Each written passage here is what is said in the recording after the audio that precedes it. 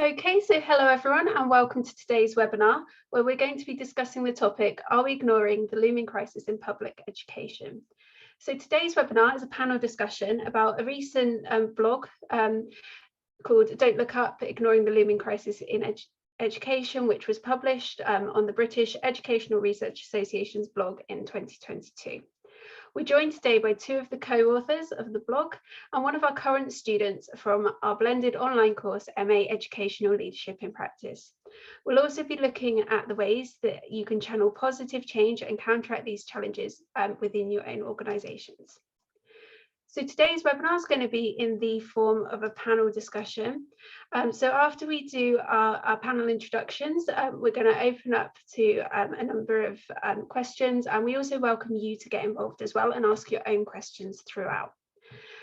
So we're about to introduce ourselves, and we've opened up the chat and the question and answers today for you to get in contact with us and start sharing your opinions. We'll also have some polls for you to share your own personal experiences too.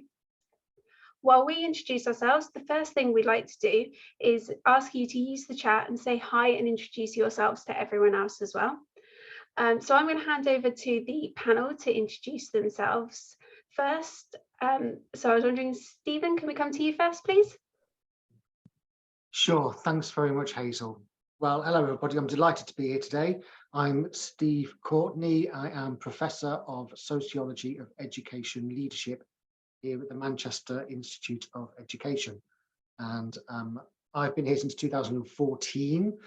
My research interests include all critical approaches to education leadership. And so that fundamentally means looking at the policy context within which leadership happens, to think about what that does to leaders' identities, practices, what they think they're doing and who they think they are.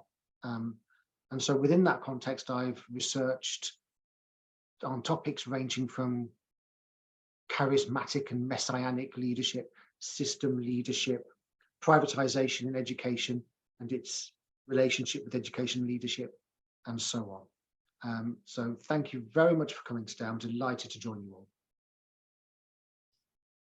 Thank you, Steve, and over to you, Bea.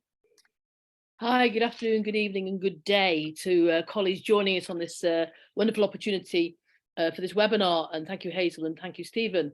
You can see I'm in the shadows and the light in my office here at the Institute, the Manchester Institute of Education, and usually it's sunny in Manchester. So I just want to put that out there, that I'm basking in some wonderful sunshine here this afternoon here in Manchester.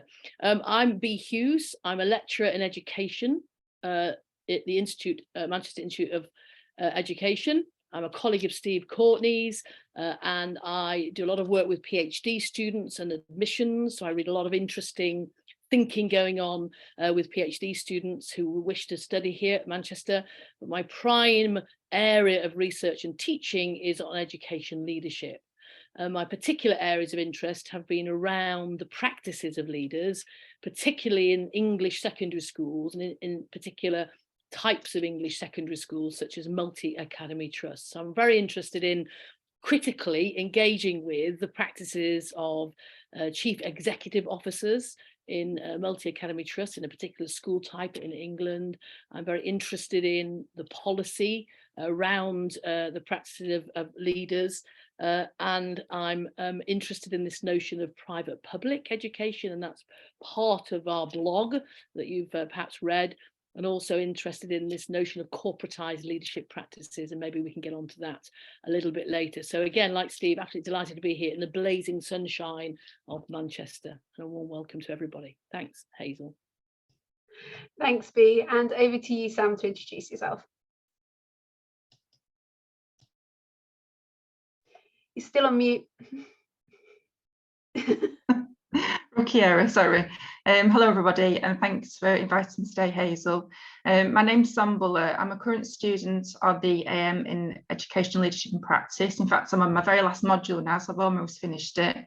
My area that I've specialised in terms of looking at for the MA really is school governance. I'm a school governor, I'm a chair of governors, which I've been doing now for about 5 years.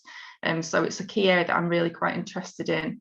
And yeah, that's me really. Thank you. That's great. Thanks very much, Sam.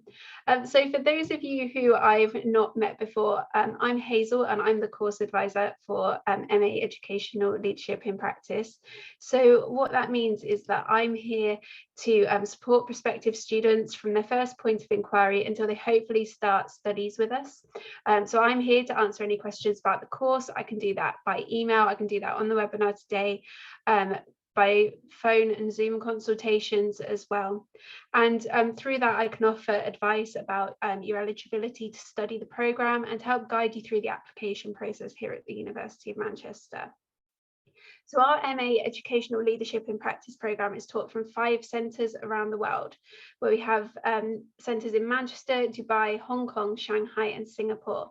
So if you do get in contact and you are located more closely to one of our international centres, I can also put you in contact with my colleagues at one of those centres to support you with your inquiries further as well.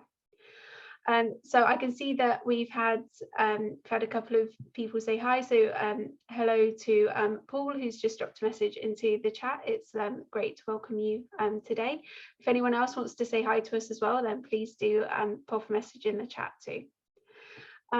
So with that, I'm going to get started with today's webinar and our first question to our panel today. So for anyone who's not had a chance to read your blog post, Steve and Bea, would you be able to provide us a bit of a summary of some of the key topics and the discussion points? Thank you very much. Yes, now the blog concerns what we describe as a looming crisis in public education. And so there are a couple of things there that we need to caveat this with. We are saying public education, and we are aware that many of you are not located in public schools.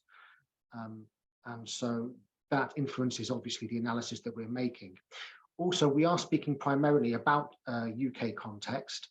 England is one of 4 home nations where education is devolved across the UK. So really, specifically, we're talking about an English context. However, lots of the factors that are prompting what we see as a crisis are global.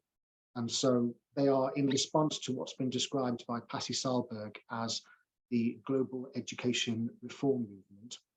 And so there are lots of these features which lots of global North and global South countries are not just experiencing, but then jurisdictions are actively taking them on in an urge to modernize. Lots of these features are seen as characteristics of a modern schooling system. And so these include things like standardization, reduced curriculum, and so on. And so we are really using England as an exemplar, a lens through which to illuminate phenomena which may well be happening in other contexts. And so we're not going to say this is definitely happening in e.g. Malaysia. It'll be up to you to read the blog and think about which aspects of it resonate with you. That's normally how it works in qualitative research. So the blog itself, we divide up into a number of areas because we see these crises as multiple and interrelated. And so we talk about the crisis of education as the great experiment. And here we position the global education reform movement as an experiment, which has been undertaken without evidence. 2, the crisis in pedagogy and teacher burnout. 3, the crisis of education for climate change. And 4, the looming disaster of increasing inequalities. I mean, we've chosen 4 things there, but actually we could very well have invited other colleagues to contribute to the blog with their own specialisms who would have seen crises there too. And so I can see that this might give you the impression that crises everywhere and not a drop to drink. There is a systemic failure actually in public education that we've broken down structurally, but actually might be seen systemically rather usefully. There are, of course, these profound issues which go back around 40 odd years in England. England's always been a great laboratory of experimentation, and the rest of the world has looked closely and keenly to see what policies it may borrow, particularly regarding marketization and accountability. And so what this means that we've had a long time to be looking at the development of these crises. They've been a long time coming, and they've been written about in great detail. So the blog really is a summary of what we currently know. But there are also every day new developments in each of these areas that mean that actually the crisis rolls on. And so particularly, for example, in teacher education, the crisis there has been one of marketization over a long period of time, with all the research evidence stacking up against it. And yet the most recent intervention by our government has been to intensify travel in exactly the wrong direction. And so we're actually at the beginning of a new phase in the crisis, which is going to be worse than anything we've seen before. B, would you like to add to any of that? Yes, thanks, Stephen. And that was really helpful and useful and hopefully insightful for our colleagues on the call. Yeah, the blog was an opportunity for us as a group of researchers to think through a particular specific idea that we had and frame it, as you can probably tell if you've read it, around a film, a cultural reference point, if you like. And so the notion of Steve mentioned teacher education, and we use quite perhaps provocative language, crises, for example, looming crises, particularly to provoke, and that's one of the things we specifically intend to do to encourage perhaps response and also from a critical perspective, because we are what we call critical scholars here in that sense. We're troubling ideas and thinking about them in perhaps different ways, particularly ways around equity or equality or social justice issues around, particularly for children and teachers and professional colleagues. So some of this work we did for the blog, for example, starts to talk to us about this looming issues around pedagogy, as Steve's mentioned, about the potentially symbiotic relationship between teaching about climate change, becoming aware of that looming issue that we are very much exercised by, and how we as educators and teachers and head teachers can respond to and think about and support learning about perhaps things like to do with climate change, and comments around, well, what is the role of schools and this whole experiment of education that Steve referred to. And we've often sat, and I'm sure you have as professionals in your schools, in different contexts in which you are situated. I spent 15 years teaching in Hong Kong, so the international education system was very different in a high school in Hong Kong where I was for 15 years to that of an English system where I came back to and was a head teacher. But the issues around education and learning are often situated in issues around inequalities for young people. And one of the work, some of the work we do is really think about and problematize that and ask why such, for example, policies, education being a great experiment, has impact at school level, not always, but at school level. And so how is education delivered? And then, of course, we start getting into our academic hats again and going, well, what does it mean to be educated? And I'm sure, discussions in your staff rooms are situated around, well, what does that mean? What does it mean about good governance? And Sam's work certainly is related to that, about how we govern, how we implement policy at the micro level, at the school level, and what the impacts might be on young people. So this blog was a great opportunity for us to really think carefully about these very significant issues that are universal. And as Steve said, Patty Solberg's work is really key to this, that are universal questions that we need to considerably think about and trouble. And so hopefully this blog has given some food for thought. I'll stop there, Hazel, otherwise I'll get into lecture mode. Thanks very much, Bea, and thanks, Steve, as well. So I've just launched a poll, and it's our first opportunity for our audience to get involved as well. So whilst everyone's looking at that, I'm going to come to Sam, and I'm gonna ask you, Sam, how you find, because I know you've read through the blog post, how you're finding that relates to your own experiences. Definitely the standardisation that Stephen referred to, and this whole, this kind of teaching to the test, really. It's like you want to introduce so many different things to make sure that pupils get kind of a wide range of curriculum.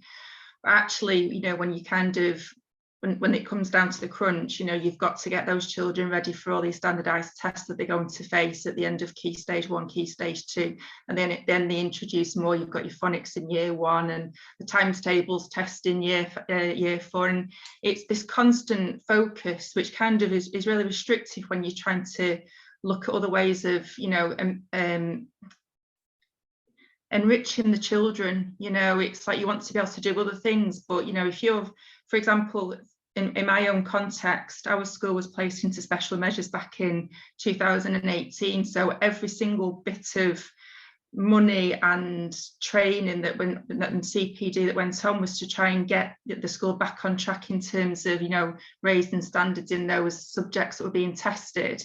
And only when those were actually we got them to a certain point, we were able to then branch out and look at other kind of making the curriculum richer and wider and broader and everything. So for us, that standardization has really made a massive impact on where we can actually channel the funding that we've got. And also based on the fact that we've got very low pupil numbers at the minute, it's very restrictive in terms of what we can spend in terms of CPD to for children to get that better deal, really. That's fantastic. Thanks very much for your insight there, Sam, as well. And so what I'm going to do is I'm going to just see how this is. I'm going to share the results from the poll that we've just asked everyone as well. So we can see, the challenges that you've raised throughout the blog, Steve and Bea. It seems to really be quite evenly reflected, although possibly more leaning towards inequalities in education from the people watching today, saying these are some of the biggest challenges that they faced as well. Interestingly, no one's felt brave enough to share any other challenges with us yet, but if you do think of anything throughout today's webinar, as we said, the chat and the Q&A functions are open, so please do get in touch and let us know your thoughts too. So looking at our first question, so we're going to focus on the first point you raised in your blog, which is the experimental nature of education and how that's affecting staff and students. So I'd like to invite either Steve or Bea, first of all, perhaps to share your insight, and then we'll come to you, Sam, and see how that's affecting you on the ground. Sure, I'll kick off. And I suppose what is distinctive about the English context, perhaps not particularly similar in other international contexts, is perhaps the sense, or not the sense, the fact that we have a very high turnover of policymakers, i.e. secretaries of state for education. Now, I think there's been 7 in the last, since Justine Greening in, I think 2000, was it B15, Steve? So you can see that the number of politicians driving education policy is very much very changing, and I think there's an anecdote that if you're an English Secretary of State or Secretary of State of Education, it's the end of your career, really. It's not career defining necessarily, and we've been working or being aware of certain politicians who have been in that position and have not necessarily proved particularly capable of supporting education in its wider sense, particularly about what happens in schools. So the point, I suspect, in a broader sense is what governments are doing, and particularly politicians in particular key positions themselves, it can have a huge impact on what happens in schools. And that's kind of an interesting part. I think, Sam, you'll probably be able to articulate that far better than I in terms of your own practitioner work as a governor and an educationalist, as well as a student on this programme. And so the issue around education being a great experiment is that you get politicians who are perhaps educated in a grammar school, a selective school that operates in England, and therefore they think that is the blueprint for education to be run, and therefore all schools should be based around the ideologies and the activities and approaches that perhaps grammar schools have made over the years. And my experience has been the best experience, therefore all schools should reflect my experience, because I've been quite successful type of scenario. So this notion of experimentation is how particularly politicians and others, policymakers, start to think about education and perhaps lose sight of what we understand public education to be, which is for the common good. And therefore we then examine, and this is what the first part of the blog was talking about, I guess, is we then examine that these policies fabricated and constructed by people, politicians particularly, or think tanks, that have been implemented in schools but just don't work or exacerbate inequalities for young people. So for example, let's talk about a simple example. Let's talk about COVID lockdown. And there was a suddenness and a crisis of public health worldwide, and as you all probably experienced, eventually schools were closed, and we had some interesting debates within the media and within government about when and what should happen and when. But let's park that for a minute. All schools were closed, and then there was a kind of acknowledgement that teaching had to continue, so most schools were able to flip online to their online teaching. And so the assumptions were made by the politicians and others that all children had access to a computer or electronic device so they could learn. Now, of course, that's not the case. And so that policy, and it was done in a hurry, and we appreciated that not all students could access the internet. They couldn't access a computer or a personal device in order to learn. So that exacerbated the already existing inequalities that were permeating systems across the country. So the next stage of that is, of course, government became aware of that. Well, oh, okay, well, let's now then send laptops to these schools. We'll provide laptops to all the students that need them in all the schools that request them, and that seemed to be a sensible solution. But of course, no one really thought about the logistics of it, the demands on a limited amount, and so on and so forth. So instead of schools getting 30 computers for their kids in their classes, they got 2 or 3. So again, inequalities existed, and access arrangements were problematic, and so on and so forth. And that's the sort of thing that we're interested in how policy actually starts to become a bit more of a mishmash, a bit more of an experiment. And education is in the laboratory of education that we get these issues and these perhaps poorly thought out policies that impact young people in a profound and a long-term way. Now that, of course, we have to contextualize that by saying, yeah, it was a global pandemic, it was highly problematic. People and governments were having to react, as the university had to do here, to how we can facilitate effective learning despite the challenge we have. So, that's important. We understand and respect that. But they're the sort of things that we were talking about and thinking about, particularly with this sense of education being the great experiment, and continues to be, particularly in the English context. Fantastic. And Steve, is there anything you wanted to add to that? Yes. Now, thanks, B. I mean, I'm going to be a bit generous here and point out that it can look very much like an attack on a certain political persuasion, can't it, all of this? And I want to be generous and point out that the global education reform movement has been enacted by political parties from both sides of the what you might call the right and left wing divide. And I don't believe there's any evidence to indicate that anybody set out to increase inequality through enacting the measures in the global education reform movement. So let's just think about what those are again. I said most of them at the top of this, but just to spell it out. increased standardization, narrowing of the curriculum to focus on core subjects and knowledge, the growth of high stakes accountability, and the use of corporate management practices. And there is a strong argument that says that what was being attempted was a way to raise standards across the board in a way that would reduce inequalities or at least not exacerbate them. Now, the trouble has been that markets don't work, and so individually the evidence is in to show that all of these constituent features don't work in achieving the objectives, and simultaneously they increase inequalities. And so the question then becomes, well, why are we sticking with it? And why have nation states across the world stuck with it?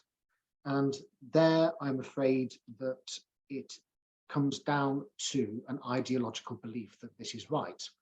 And so the idea of belief as driving education reform is incredibly important.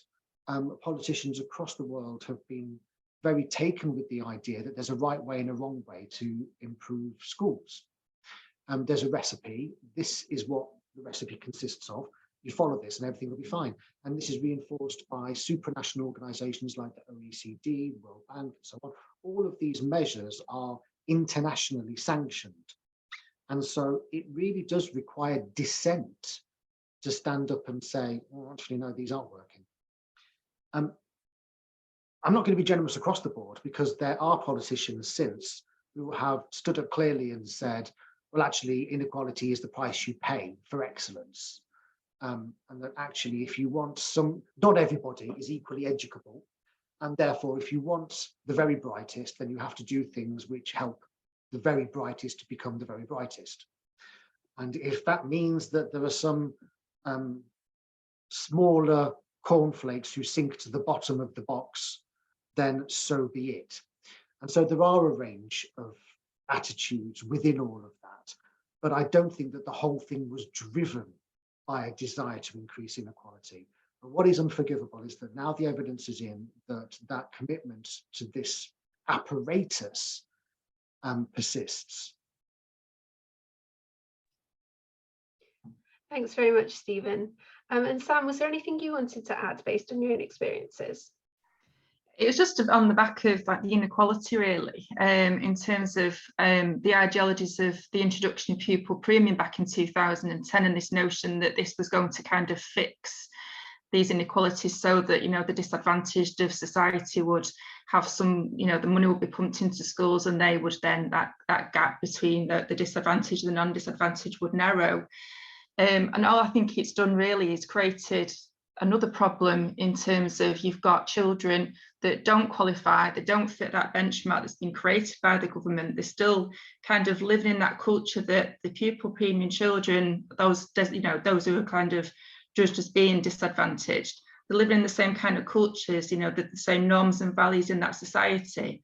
And yet, you know, quite easily they could be missed out unless there's a clever use of pupil premium in the schools to be able to facilitate this equality for all children, you know, and it's that clever use of pupil premium funding to try and make sure that nobody misses out, you know, and we don't miss those few stragglers that maybe could be classed as pupil premium, but they're not, unfortunately, you know. And I think that inequality is quite prevalent in quite a lot of schools. I know it certainly is in ours. I mean, we have about a third of our children are pupil premium, and those are the ones that we know about. So what we've kind of done to try and get everybody's aspirations, so we spent quite a lot of money on character education to raise aspirations, and in return that it did actually go some way into improving pupil progress across the board. But that was just clever use of the money that we had. You know, quite easily they could fall by the wayside, the middle group of children that don't kind of qualify either way. Actually, can I jump in here, Hazel? Is that okay? Yeah, go for it. This is really important, Sam, and it goes back to what I was just saying about intentions and how we can't really ascribe intentions, because the pupil premium is a super example of a government actually spotting a problem and trying to do something about it. It spotted that there was a much greater association statistically between being poor and getting worse outcomes in education than in most other countries across the world. And so it really matters in England if you're poor regarding your educational outcomes. If the same child went to school in Estonia or Finland, it would matter much, much less, and you would have a much greater chance of leaving school with as good a set of outcomes as richer students. Not the case here, and so they looked at that and they went, oh dear, that's a problem. And so inequality was across the radar as an issue. Now, the trouble is that policymakers have tended to look at problems and solutions in what we call a functionalist way. And so what that means is that the potential ideal solution is envisaged, and then the dysfunctions are identified and policy solutions aimed at these dysfunctions. And so it's like you see this sort of research that feeds this policy agenda quite frequently. It tends to be framed around questions like, what are the challenges with, or what are the best doing? You know, because if you see what the best are doing, then the worst can just copy them. And so the problem was poorer students attain less well. The functionalist solution is, well, what's missing? What's missing from this picture? Well, just money. Throwing money at them. If the poorer students have more money, then they're less poor and they should attain as well. And so that's a really, we would argue at MIE, that's a really simplistic way of looking at policy problems. And in fact, the social world. What's wrong in that picture where some pupils are poor and then attain less well is incredibly more complicated than their lack of money.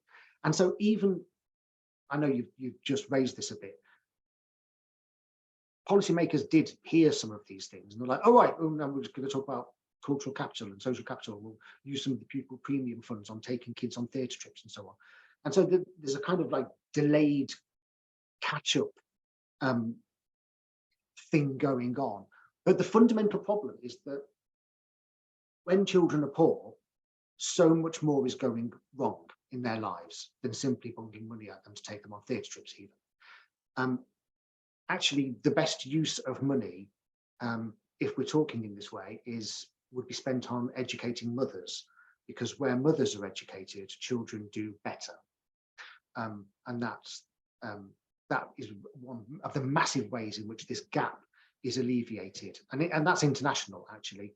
You would spend your money on educating mothers, but you would also spend money on societal improvements. And so helping, not just giving poor children money, but injecting funds into societies at key points so that those inequalities weren't quite so obvious later on down the line, when arguably it's too late when the kid shows up in school.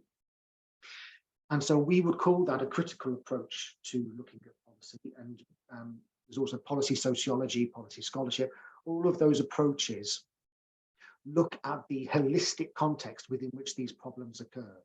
So, you know, an example might be, oh, why do women get fewer leadership positions? You know, functionalist position, oh, there are barriers. Critical policy scholarship position, well, you know, patriarchy. Obviously, that's much more difficult to create a set of solutions around. And so we understand why policymakers are attracted to functionalist positions. But the trouble is they're just wrong. And so you can do stuff, there's activity, but it actually doesn't help. And the policymakers don't ever really get to pay the consequences because they're gone on a quick cycle. If you're an education secretary, you've gone on an incredibly quick cycle. So we're kind of trapped in this situation right now where the solutions are long-term and complicated and messy, and therefore very challenging for us to do much about. And the ones that do tend to get through to policymakers are seductive, attractive, they have all of that appeal, but they're inevitably wrong and don't actually generate A, the results, but B, the consequences for not having achieved the results. Thank you. Hazel, can I just add to that? Go for it, of course. I need to add to that because we have these long debates and we enjoy them, and Sam's contextualising and pupil premium as an example is really helpful. But it's a quick win, isn't it, for politicians? That's why, because education sits in the it's often been described, probably in all your contexts, as an a political football. And so politicians want a quick win.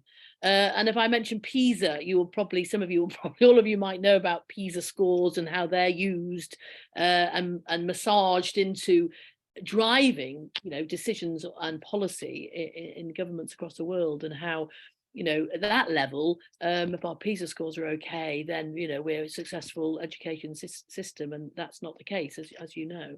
Again, a functionalist approach based on, results, as it were. So PISA has been a very interesting instrument and mechanism for apparently justifying various actions and policies taken at local level.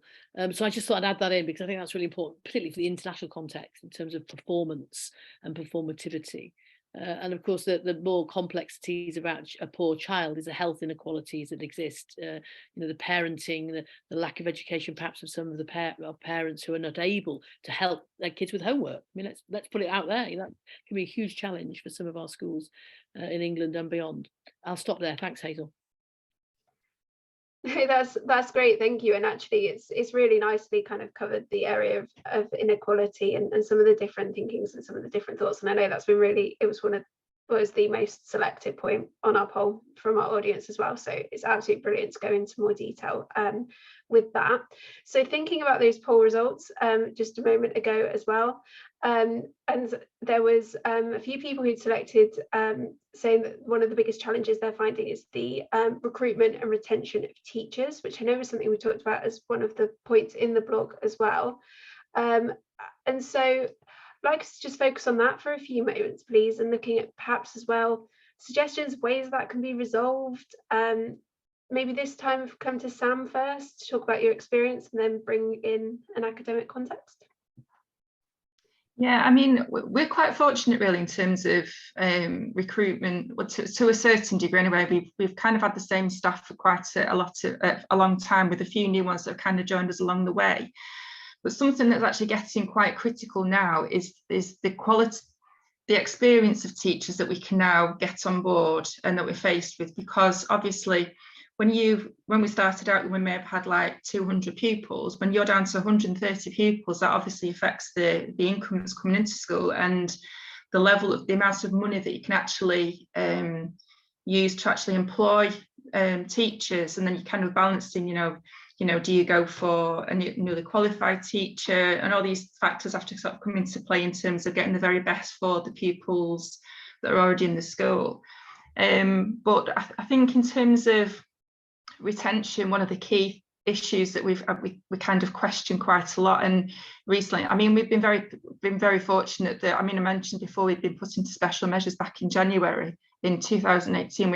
We got good in all areas in December, which took a lot of the pressure off the staff. Up until that point, the pressure that, the well-being of the staff is something that was always really kind of a key area that, as a governor, I was really, concerned about, because ultimately we need to look after our staff to make sure that they can do their job to the best of their abilities.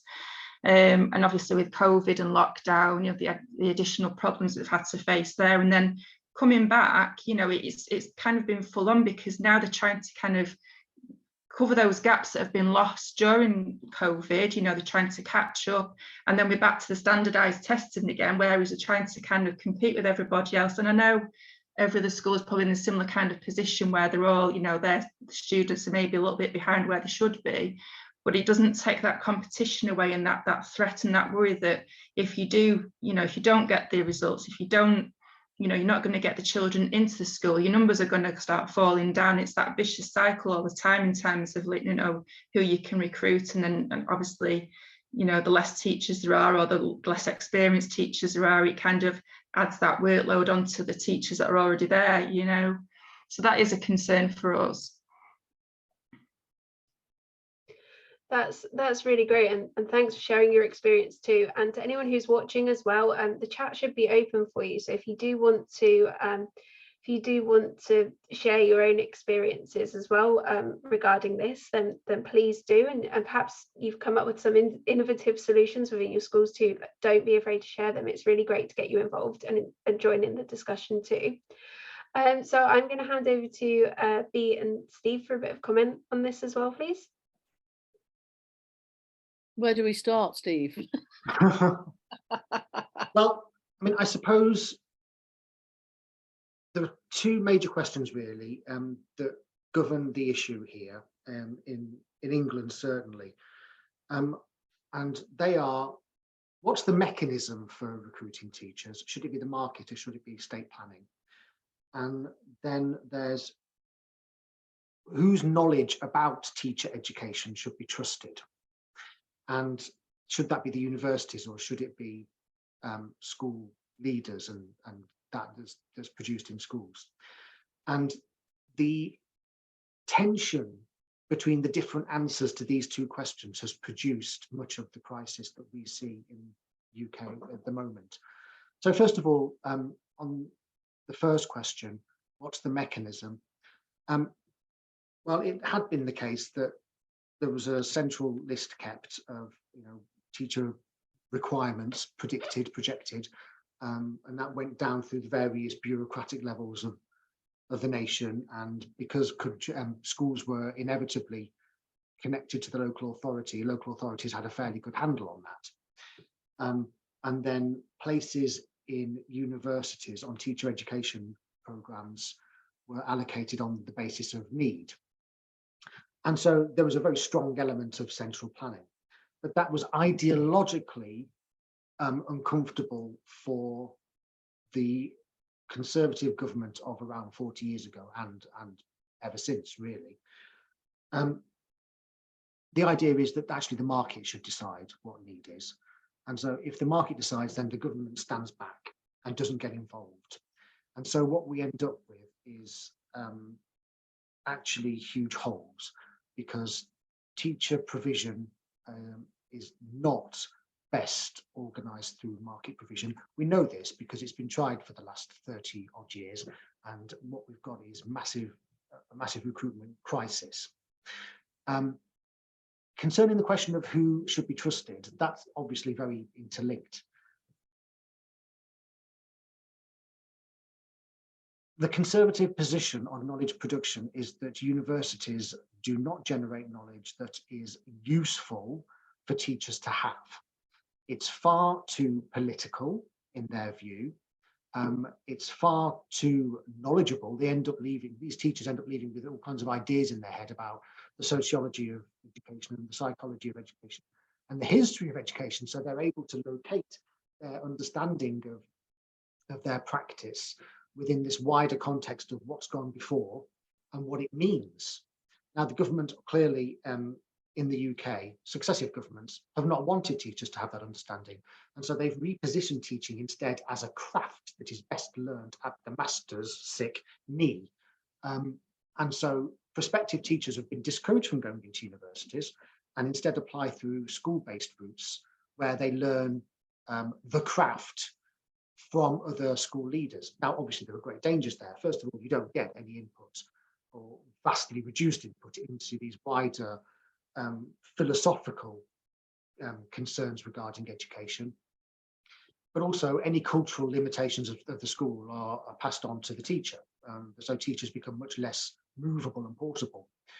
And so that's the recruitment part of all of this. And you can see just from the way I frame that that's an incredibly damaging way to set up a recruitment process. Now, what we have to add to that then is a retention problem. We lose a vast proportion of our teachers within 5 years. I don't know the figures, but I think it's about over half, isn't it? Or around half. Someone will correct me on that. But it is a vast proportion of our teachers are gone within 5 years. And so that's got nothing, well, we can talk about whether that's related to the way in which they came into the profession. It may well be that learning at the head teacher's knee is not the way to build resilience and understanding and longevity in a career. It may also be quite a lot to do with the conditions that we spoke about earlier regarding the global education reform movement, where high stakes accountability and so on mean that teaching is a very unsatisfactory job to a lot of people. So it's these two crises which have combined to produce this enormous catastrophe, actually, because it threatens the existence of education as a going concern at all, let alone a public going concern. Thanks, Steve. And actually, thank you, Paul, for your really interesting comment in the chat, which I might just address, and colleagues, please jump in, I guess. But I worked in an international context for 15 years, so I have, some understanding and appreciation of how international schools respond to, say, for example, retention, as opposed perhaps to recruitment at this point in time.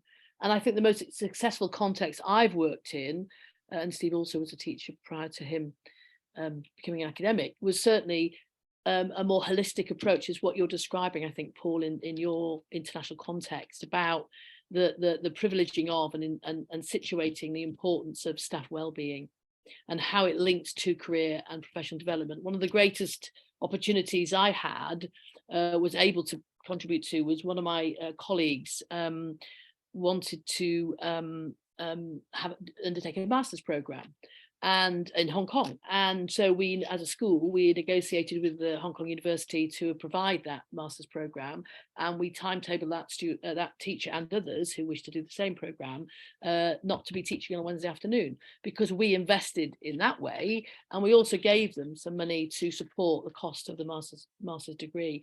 And therefore you get much more stronger, and Paul, you may want to comment on this, you get much more stronger buy-in from teachers who understand that we are recognising the importance, for example, of professional development, in this case a master's programme, 1 year, and therefore that knowledge and understanding is, as Steve hinted at, in terms of what universities tend to provide in teacher training, can only enrich the teacher, the teaching, and indeed, more importantly, perhaps, the learners.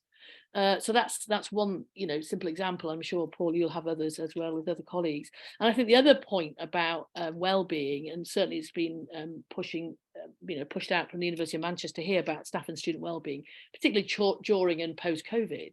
But beyond that is this absolutely critical importance for school leaders to recognise, understand not only their own well-being and limitations, but also this kind of work-life balance. And this is really important about flexible learning, about opportunities to work from home, and that's kind of quite difficult perhaps in some schools, but we tried to do that in my school to enable colleagues at departmental level or colleagues on a project to be able to have some time within themselves to actually go away and leave the building and try and engage with some of the work they're doing. And I think that's a real key point, and a wonderful opportunity, particularly in schools and from a school leader's point of view, to facilitate that and develop it in a small way. It doesn't have to be a huge way of a master's program, but certainly part of the school's values and ethos can start to kind of centralize on that and privilege those sorts of things that really will impact ultimately on retaining staff, but also supporting young people. And I think you're right, Paul, about this life balance that we talk a lot about.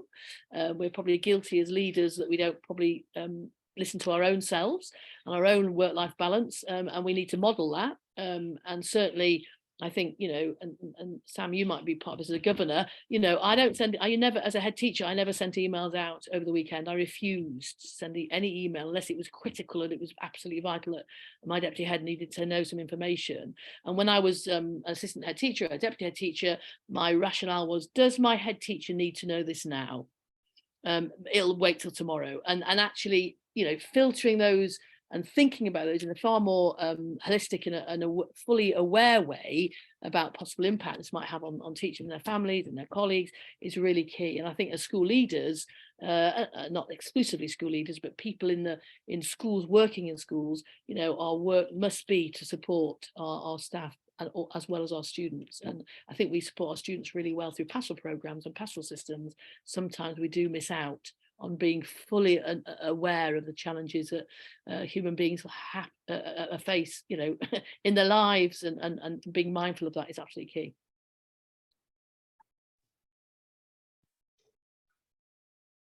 Sam, I can see you unmuted yourself there. Was there anything that you wanted to add?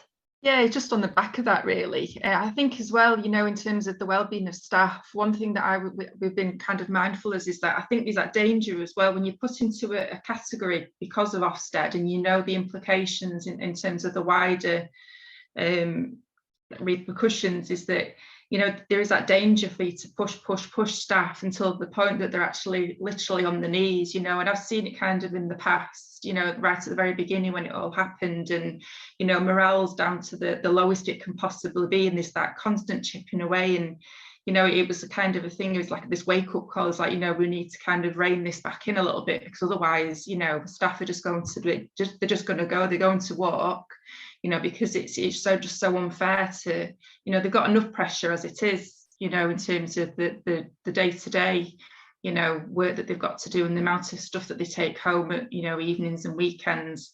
So obviously the well-being has been something that's like we've really focused on as a governing body, just to kind of think, you know, hang on a minute, let's look after these people, you know. I think that's really key, actually. Sorry, Hazel, but actually the role of governors is really key. If governors are starting to understand, I'm sure they do, and recognise the challenges and the relentless pressures that teachers are under, then they can certainly support the heads' decisions and leadership colleagues to actually, you know, facilitate wellbeing days or whatever it may be. As you say, it's relentless, and I'm really reassured by the fact that governors, yourself as a governor, recognise that. I don't think all governors do, because they don't necessarily recognise or understand the complex work that teachers do. So yeah, I think I'm in quite a privileged position, because I've got a sister-in-law that's a head of department at a secondary school, and I've got a niece who's a primary school teacher, and has got 2 little girls, and I can see, you know, sometimes, and it's like you can just see there's like that steam coming out their ears, you know. Thanks, Sam. So we have about 10 minutes left of today's webinar, so I'm not sure we're going to be able to manage kind of an in-depth discussion on the climate change aspects at the moment. But what we'd really like to do is I'd like to draw on some of Sam's experiences, and thinking about your experience with the course as well. So Sam, as part of the course, you'll have met a lot of the people who you're studying alongside in person through your through the workshops, or through the conferences that take place twice a year. And from chatting to your peers on the course, how do you think the challenges that you're facing with your school are comparing with those who you're studying alongside? I mean, we had quite a lot of international students, and there were some kind of things to take away from that. A lot of them didn't really kind of understand my role, because obviously the context of English education and governance and things like that. There was kind of things you could maybe take away and take back to. I'm based in a multi-academy trust, and I'm constantly just like tapping away in emails saying, have you considered this, have you considered that, I've learned this and I've learned that, you know. I must be so irritating at times. But in terms of the colleagues that are based kind of in this country, there was definitely that the inequalities came up every single time, and the challenges that they face, that was definitely a constant within the whole course, really, and the things that they had to face. So yeah, that was something that we shared quite a lot of conversations on, to be fair. Yeah, I can imagine. I imagine in some ways it's quite reassuring to hear that someone else has got a similar set of challenges to yourself as well. And I guess it is really an opportunity for us as well to say that, the course has the way of, it's taught mostly online, but with the option to come together for these blended conferences as well, and to meet your peers and to network. And it is a really great opportunity as well for you all to meet each other and to discuss different things that are affecting you, and perhaps gaining new perspectives too. And thinking about the course a little bit more broadly as well, would you say there are any key skills or knowledge that you've learned throughout your studies with the University of Manchester that are helping you in your role as chair of governors? Yeah, definitely. I mean, the critical thinking, it's that I've gone from somebody that's I wouldn't necessarily say I took everything on board, but I question everything now. I look at the implications, and I think because I read quite widely, very widely now, it's feeding that knowledge and being able to share that knowledge, not keeping it to my own studies, but be able to share that with the school, with the leaders in the school, with the trust, and and actually have the confidence to actually speak out if you kind of hear something and question it, because just because they're saying it doesn't mean it's right. If they're being fed down policy from government policy, it doesn't necessarily mean it's right. It's not always a one size fits all approach to education. And one of the key things it's given me the confidence to do is take part in I did an action research project for the Trust last year into strategic governance, which had I not done this course, I probably wouldn't have put myself forward for it. And it came back with quite a lot of recommendations. And thankfully, a lot of them have actually been actioned and changes have taken place. So they have listened. So I think if I hadn't done the course, I wouldn't have done that and these changes wouldn't have been implemented. That's fantastic to hear as well. It's great to hear that you've been able to have such a positive impact as well, and to start using those skills straight away. You didn't have to wait until you graduated from the programme to start doing so. So thanks so much for sharing your experience as well. And this is possibly it's going to have to be our final question for the panel today. And Bea and Steve, I'd really like you to come in on this question as well, which is how can studying and learning more about educational leadership help educational leaders and those teaching professionals to counteract some of the challenges that they're facing? Thank you for that question. It's hugely important, isn't it? It's because actually most of the, it's impossible, in fact, I would go so far as to say, to push back on a lot of this unless you're acting with knowledge. And so arming school leaders with the knowledge that successive governments have done their best to prevent leaders and teachers and education professionals from having is one of the most powerful things that we can do. And so every time I hear, as Samantha has said just now, that something that we've done in our classrooms has made a difference to how she's gone on to practice or think or reflect, then that is one of the most powerful things and most powerful forms of impact that we can have. Arguably, that changes education far more than any article that I write. That's for the academy, but really it's our teaching that does that. And so, yeah, that's that answer that flipped around. School leaders learning about where they've come from, what school leadership means, what the history of the concept is, how they are the current stewards of a genealogy of practices and sets of dispositions that actually are located outside of education and can be traced through to business, for example, whether they're in the public or private sphere. So what's educational about this and what's corporate about this? Knowing it is the first step to being able to question it, and questioning it is the next step in being able to do something about it. It's not all on school leaders to remedy this. That's really important. It's too neoliberal to say that the solution to all of this is individualized, but equally agency still matters, and we like to think that learning is the first step in enabling considered reflective agency, which is praxis.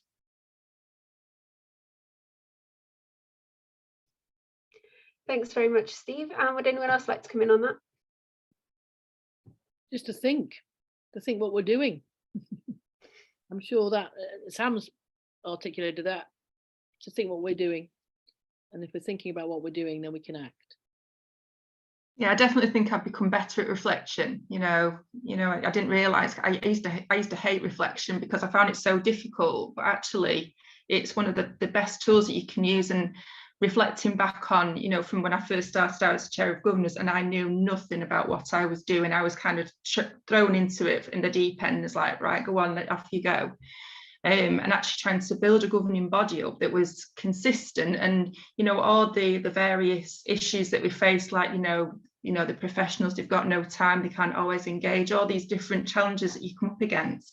It made me stand back and think, right, well, how can I remedy this? What can I do to lead this governing body to make it so that they can engage and they can contribute, and it kind of change into this collegiality, this shared responsibility, that everything they do, kind of, we come together and do it together, but in a small way, that they can actually, it's bite-sized chunks that they can actually engage in, rather than bombard them with it, you've got to do this, you've got to do that, you know, and all these things. And it definitely, it changed the way I led. And now it's, you know, I mean, I have lost some since, because obviously they have personal issues and things like that, but for the main part, they're well inducted now. They're given everything to start off with, all the tools that they need, and they're supported, and hopefully they'll stay. That's absolutely brilliant to hear, and it's really great to kind of sum up today's webinar on that topic as well. I've just got one more final question for our audience today. So I've just launched one more poll for you, and I'm just going to share my screen as well as we close today's session. So obviously we've covered quite a lot of different topics today, and gone into quite a lot of detail about the course, and about all the different challenges that are being faced by education providers and across the UK, but that can also take place externally and in an international context as well. If you do have any more questions that you'd like to ask that we've perhaps not been able to cover today, then please do get in contact with me using the contact details on the screen. You can email me at studyonline@manchester.ac.uk. But all that's really left for me to say now is thank you very much to everyone who's attended today, to our fantastic panel as well, for taking the time to talk to us with such insight and such depth into their own experiences and into the blog, and providing more of a discussion around that as well. As I said, if you do have any further questions about the course, or you'd like any further information from me, then please do get in contact. But all that's really left for me to say now is to close the webinar and say thanks to everyone for attending today.